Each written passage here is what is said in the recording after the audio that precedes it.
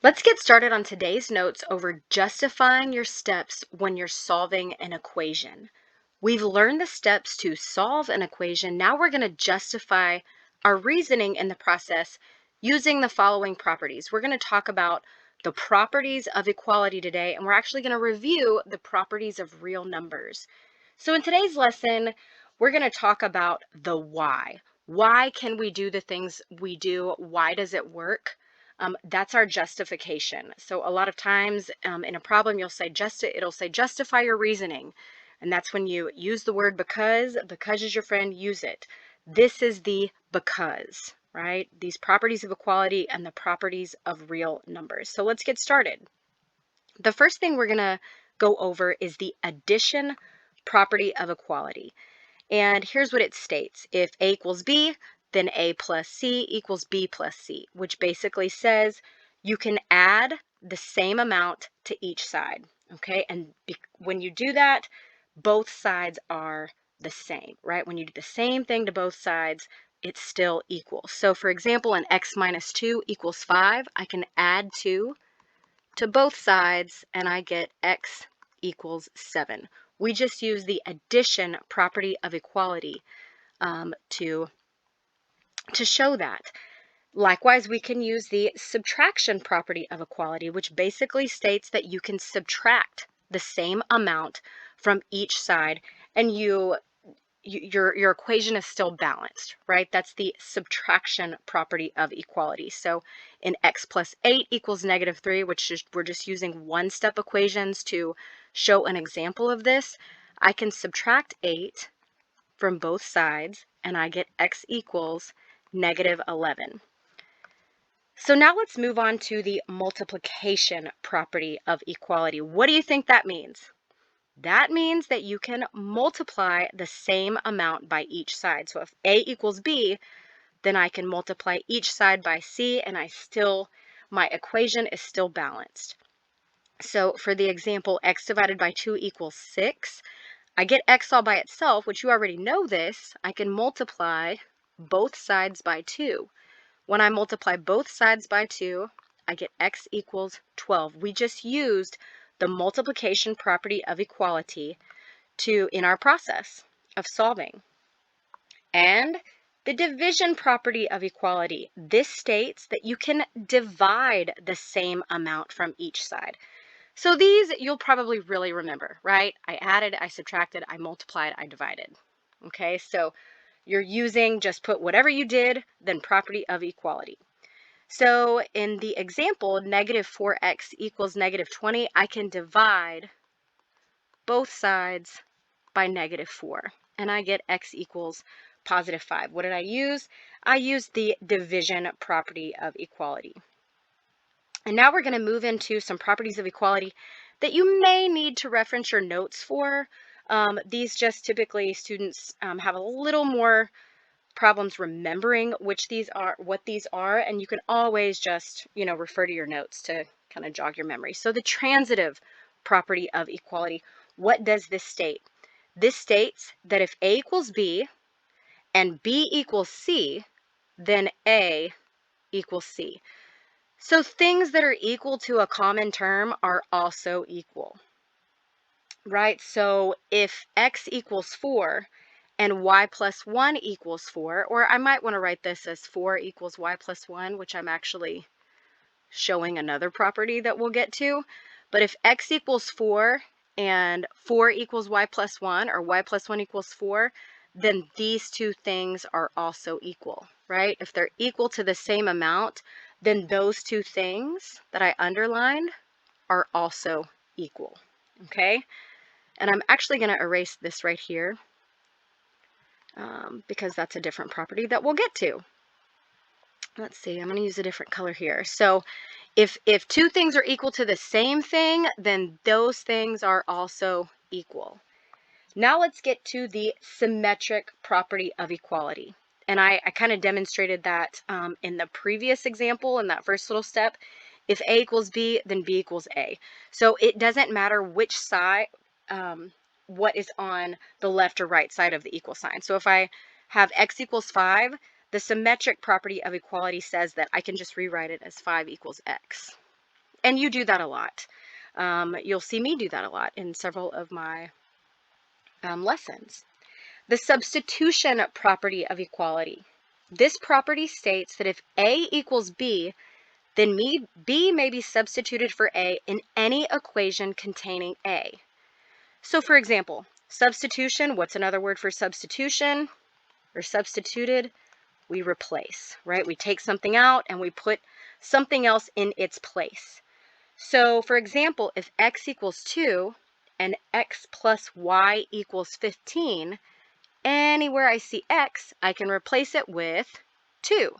I see x here, I can replace it with 2, and 2 plus y equals 15. We just used the substitution property of equality. And the last property that we're going to talk about is the reflexive property of equality. This just states that all things are equal to themselves, which means 4 equals 4, that's just 4 equals 4. They are equal, 4 is equal to 4. All things are equal to themselves.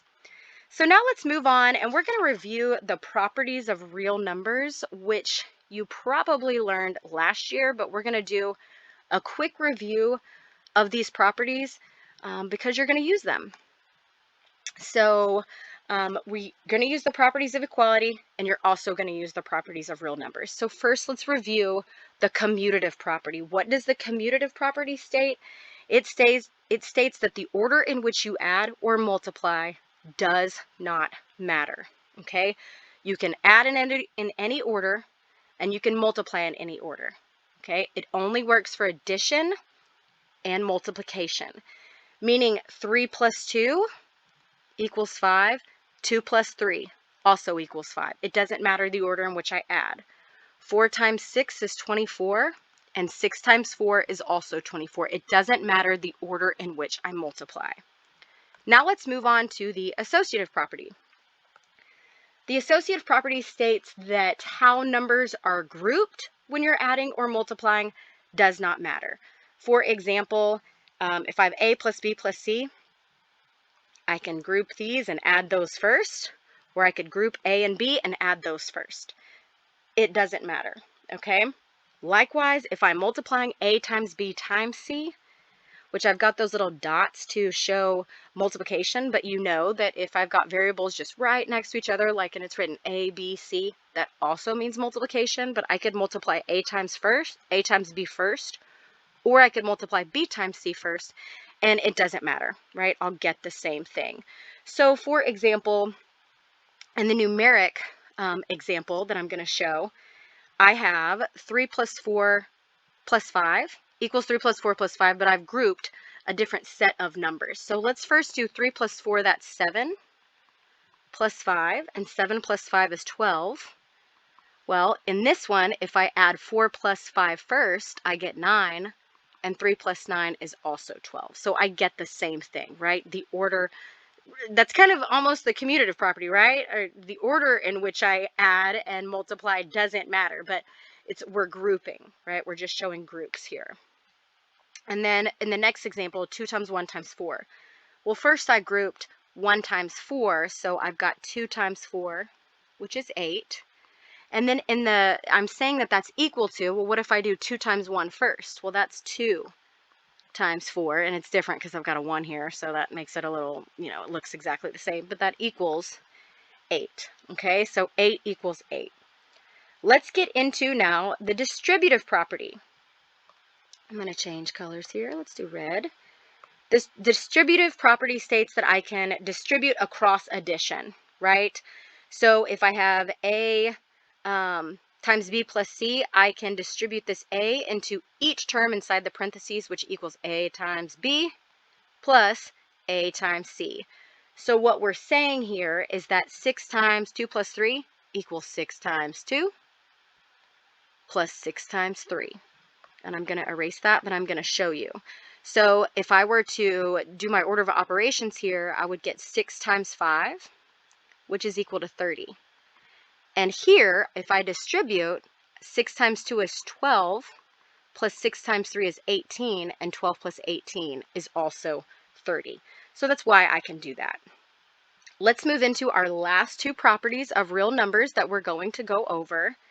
and we're going to talk about the identity property, which states for there's an addition and a multiplication identity property, okay? You might see this as the addition identity property. You might also see it as the additive identity property. You might see it as the multiplication identity property or the multiplicative. So it means the same thing though, right? So what we're saying is for the additive identity property, any number plus 0 is that number. So if I take 7 and I add 0, I get 7, right? And 7 equals 7. For the multiplicative identity property, any number times 1 is that number. So 9 times 1 is 9, right? And 9 equals 9. So now let's move on to the inverse property. And the inverse property, again, we have an addition inverse property or a multiplication inverse property. And again, you can use those words: additive inverse property, multiplicative inverse property. It means the same thing. So I like additive and multiplicative. That's just kind of what I like. So for the additive inverse property, it's saying the sum of any number and its inverse is 0, right? So 3 plus negative 3 equals 0. 3 plus negative 3, the sum, so the addition of any number and its inverse, right? The inverse of 3 is negative 3. 3 plus negative 3 is 0. For the multiplicative inverse property, the product of any number and its reciprocal is 1. So we're saying for the product of any number and its reciprocal, right? Flip it, right? Flip the numerator and denominator, and its reciprocal.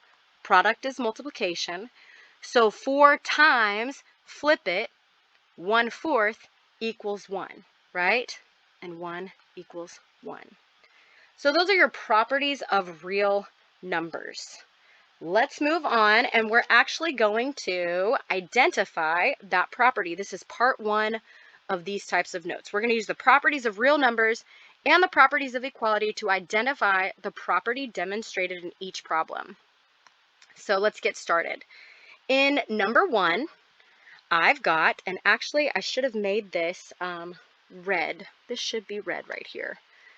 -4 and -4.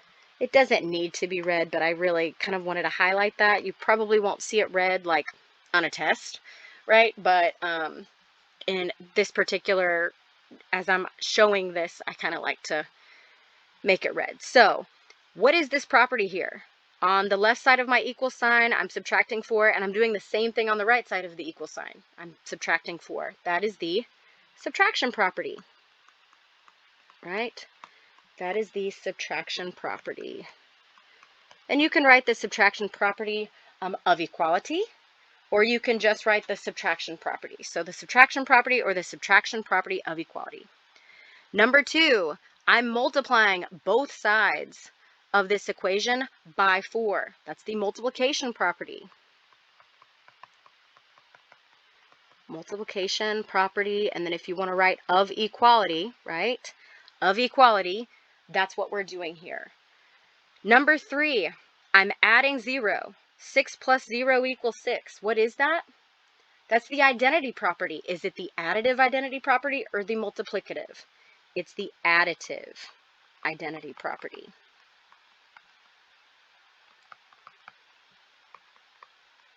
And in number 4, I've got 4 times 2x minus 3 equals 4 times 2x minus 3. I've got the same thing. All things are equal to themselves. What is that? That is the reflexive property. So you can write the reflexive property of equality, or you can just write the reflexive property. I'm just shortening it to get through these notes as quickly as possible. That is of equality. In number 5, 3/4 x equals 12. Well, if I multiply both sides by 4/3, what is that doing? I'm flipping that fraction, and I am basically getting rid of that fraction on the left side of my equal sign, right? That is how we can get rid of that fraction to get x all by itself. What am I demonstrating there? I'm demonstrating that any number times its inverse is just 1. And that's how I get the x all by itself, right? That gets rid of that fraction, and I'm left with just x equals, or 1x equals, right? So that's the, what do you think? Multiplicative inverse property. Multiplicative inverse property, right? I can take that fraction and I can multiply it by its reciprocal and I get 1, right? Let's move over to number 6. 4x plus 2 equals y, then y equals 4x plus 2. I just switched what's on the left side and the right side of the equal sign. That's the symmetric property. The symmetric property of equality.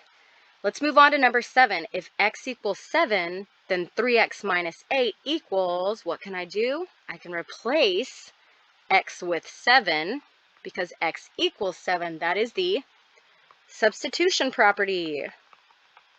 Substitution. The substitution property. And then let's move on to number 8. And if you need to pause the video, go back, feel free to do that. I'm just kind of trying to get through these notes because I know they're kind of long. In number 8, I've got the first step is 3 times 5x minus 2. And then in the second step, I've clearly distributed that 3 among each term inside the parentheses. That is the distributive property. So you might recognize all of these steps at this point, but now we're identifying the properties for those steps. And in number 9, if 3 equals x, and x equals 5y minus 2, then that means that 3 equals 5y minus 2. What property is that? Go look at your notes. What property is that? That's the transitive property. The transitive property of equality. Number 10. Okay, what is this demonstrating? That 6x plus 4 minus 3x minus 1 equals 4. What did I do? I moved my variable terms in front, and I moved this numeric term kind of at the end, right? So I moved some things around because the order in which I add these terms does not matter. That's the commutative property. Commutative, right? Commute, we're moving, right? Commute, we're moving. So we're moving some terms around, and that's okay as long as you keep the sign in front of the term, right? Negative 3x, or minus 3x, plus 4, plus 4. Okay, let's move on now to part 2 of your notes. These are algebraic proofs. So we're going to take those properties of equality and those properties of real numbers, and we're going to use them to justify each step of the solution process. So we're justifying every single step. We're creating a proof. We're proving that this equation right here leads to x equals 3. And we always are going to start with what we're given. Okay, we're given this equation right here. That's going to be your first step in every proof. You are given this right here. Okay, let's move on to the next step. What did we do? Okay, and you might see some different ways to kind of prove this. I'm not going to show you like any kind of factoring steps right now. We are going to use combine like terms as a justification in our process. 2x plus 5x is 7x. Right there, we just combine like terms. So we're going to use this, which is not necessarily a property of equality or a property of real numbers, but we are going to use this in our justification. So if you need to combine like terms, just go ahead and write combine like terms. What did we do in the next step? Okay, it looks like I subtracted 4x from both sides. What is that? That's the subtraction property of equality. And again, I'm not going to write of equality on each one of these, but I do have it on my answer key. So, I mean, I think it's good practice to write of equality, the subtraction property of equality, right? Let's move on to the next one. 3x minus 3 equals 6. How did I get from this to 3x equals 9? Well, it looks like I added 3 to both sides, okay? And that would be the addition property of equality, right? So the addition property and then of equality. And then the next one, what did I do here to get x all by itself? If I have 3x equals 9, what did I do to get x all by itself? Well, it looks like I divided both sides by 3, right? And you probably, at this point, know how to solve this to get x all by itself. Now you're just justifying it. What was that? Well, I divided, so that's the division property of equality. Okay, let's move on to example number 2. In example number 2, and we only have 2 more of these, if you need to pause it and go back and, maybe rewatch it, please feel free to do that. So in example number 2, I have this equation, and I'm given this equation, right? So now, what did we do from this step to get to this step? What did we do? Well, we got rid of our parentheses. How did we do that? It looks like we distributed this 3 to get 6x plus 3, and we distributed this negative 2 to get negative 8x plus 8. Well, what is that? That's the distributive property. So let's write that down.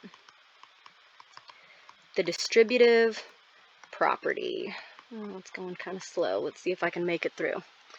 Okay, and then in the next one, what did we do here? It looks like, how did we get from this step to this step? Well, it looks like we combined 6x and negative 8x to get negative 2x, and then 3 plus 8 to get 11.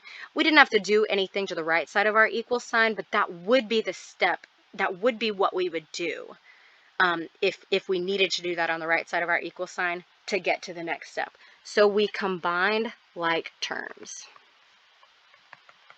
You also might call this collect like terms. Same thing, right? Okay, so what are we doing here? Well, it looks like we've moved our variables to one side, so we subtracted 2x from both sides. And again, to get from that step to the next step, we use the subtraction property of equality. Subtraction property of equality. Okay, what did we do to get from this step to this step? I obviously moved my numeric terms to one side. How did I do that? I subtracted 11 from both sides. So we use the same property, subtraction property of equality, to end up with this. And now, to get from negative 4x equals negative 16 to x equals 4, well, I must have divided both sides by negative 4. And that's the division property. But of equality. I do want to point something out, okay? Something to just kind of think about. What about this? What if I had negative 4x equals negative 16, okay? So I've got this right here, right? This is the step I'm at. Negative 4x equals negative 16. What if I decided to multiply both sides of this equation by negative 1/4? Right? I'm multiplying by that reciprocal. Well, what ends up happening there? I still get x all by itself, right? Negative 4 times negative 1/4 is 1, right? The multiplicative inverse property tells me that. This right here would demonstrate the multiplicative inverse property. Whoops.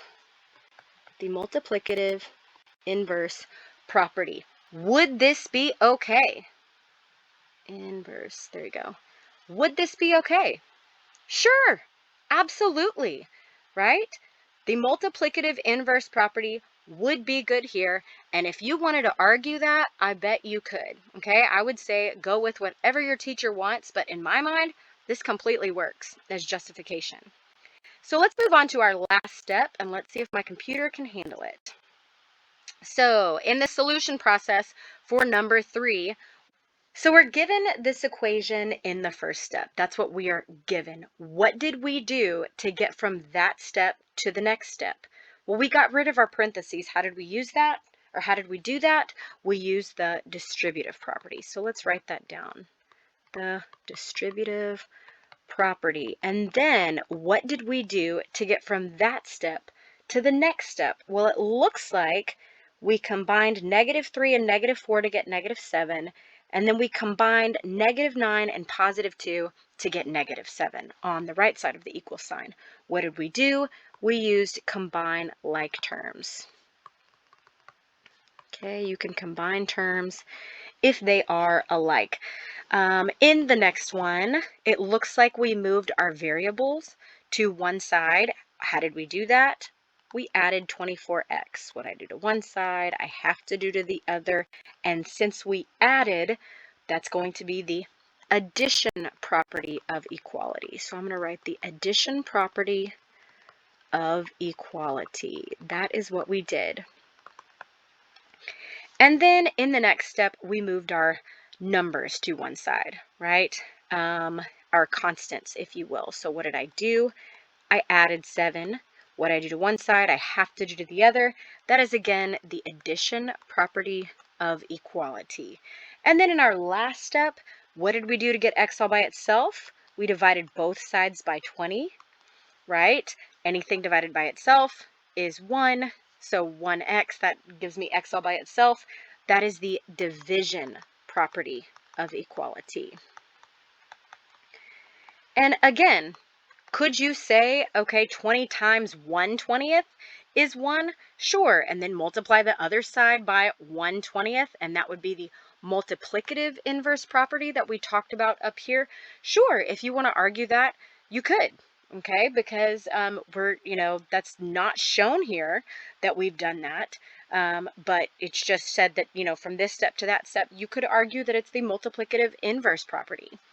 And that concludes your notes over justifying steps when solving an equation. We used the properties of equality and the properties of real numbers to justify our steps. We also used this combining like terms. We threw that in there. But that concludes your notes, and I hope it was helpful.